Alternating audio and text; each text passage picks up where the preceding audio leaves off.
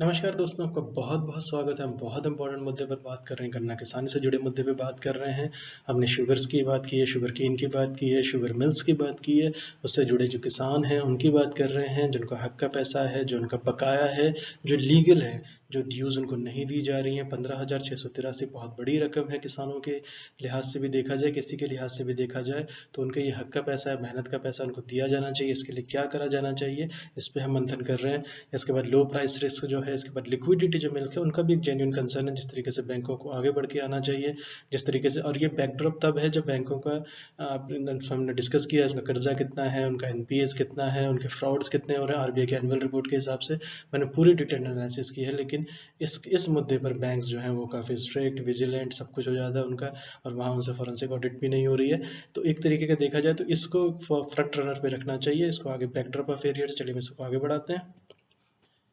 अब तक हमने जो बात की उसकी फ्लिप साइड हमने देखा, कॉम्बिनेशन ऑफ फैक्टर्स है, स्टेट वाइज ड्यूज पे हमने बात की। तो शुगर केन की जो बैलेंस शीट है, और इस पर राव साहिब दनवे जी का जो स्टेटमेंट है बहुत इंपॉर्टेंट है, जिन्होंने कहा था कि जो शुगर के गन्ना किसानों को दिया जाना चाहिए था वो 75,585 करोड़ था, जो दिया जा चुका है 62,591 करोड़ है सितंबर तक। चलिए हम इसको आगे देखते हैं।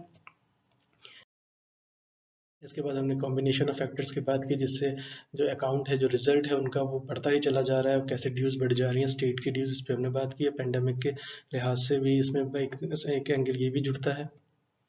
इसके बाद हम स्टेट्स की बात की, किस स्टेट ने बेहतर किया, किसने किया। तो बेहतर जो है वो आंध्र प्रदेश ने किया, 747 से वो 86 पे ले आए हैं, जबकि उत्तर प्रदेश जो है वो 10,000 से 10,174 कर गए हैं। तमिलनाडु 230 से 1,834 करोड़ बढ़ा चुके हैं।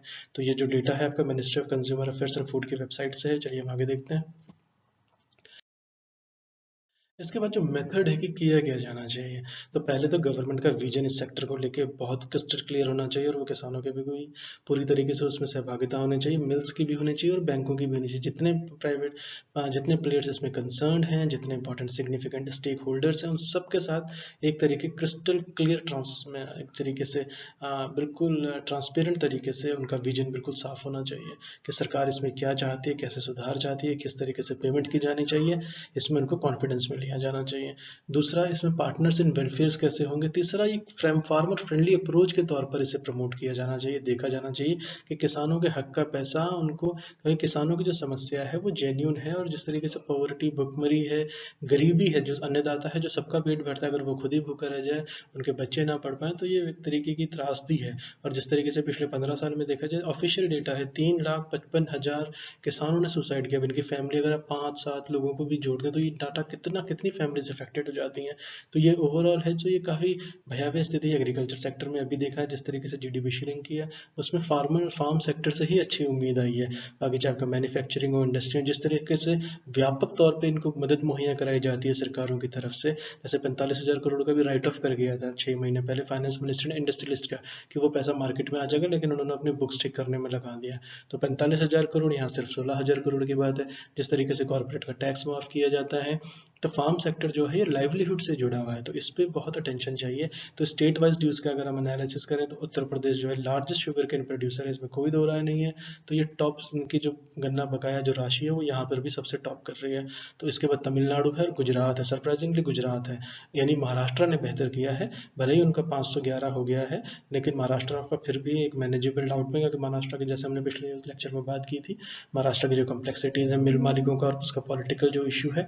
और इसके बाद सेंट्रल गवर्नमेंट ने क्या किया है, सेंट्रल गवर्नमेंट पिछले मेजर्स लिए हैं, उन्होंने 3 शुगर सीजन्स के अंदर एक्सटेंड कर दिया है कि शुगर मिलों को असिस्टेंस दी जाए, उनको एक्सपोर्ट में फैसिलिटेट कर रहे हैं, उनको सहायता में प्रोवाइड करवाई जा रही है, उनको बफर स्टॉक्स के लिए उनको प्रोत्साहित किया जा रहा है। और जिस तरीके से सॉफ्ट लोन्स बैंक्स के साथ है, अगर बैंक के साथ मुद्दा सुलझ जाएगा तो ये पेमेंट्स आराम से हो जाएंगी। तो बैंक के साथ बैठ करके ये बात सारी सुलझानी पड़ेगी, क्योंकि बैंक यहाँ पे बड़े स्ट्रिक्ट हो जाते हैं। और उसके बाद जो है कि जिस तरीके से उनका एनुअल रिपोर्ट में हमने पूरा डिस्कस किया आरबीआई की जो एक फ्रॉड्स, एनपीएस, लेकिन यहाँ पर क्या है कि वो गवर्नमेंट सेक्टर का भी जो मिल्स हैं उनकी भी पेमेंट्स रोक देते हैं, और वर्किंग कैपिटल की कमी होने से, क्योंकि 80 से 85% जो है वो वर्किंग कैपिटल इनका यहीं से आता है। तो गन्ना बेच करके, और उसमें अगर प्राइस का ड्रॉप है, तो ये वाला मुद्दा यहीं से सॉल्व होगा। और इसके जो चैलेंज है, ये शुगर केन का जो प्रोडक्शन है ये एंड हो गया सीजन के लिए, लेकिन ऐसा एस्टिमेट किया जा रहा है कि 272 लाख टन जो है, ऐसा इसका हो चुका है। डिस्पाइट द पेंडेमिक और कोविड पेंडेमिक की वजह उसको जो बैलेंस शीट है जिस तरीके से एरियर है, तो ओपनिंग बैलेंस जो है 2020-21 के सीजन का जो 1 अक्टूबर से स्टार्ट होगा वो करीब करीब 115 लाख टन हो जाएगा।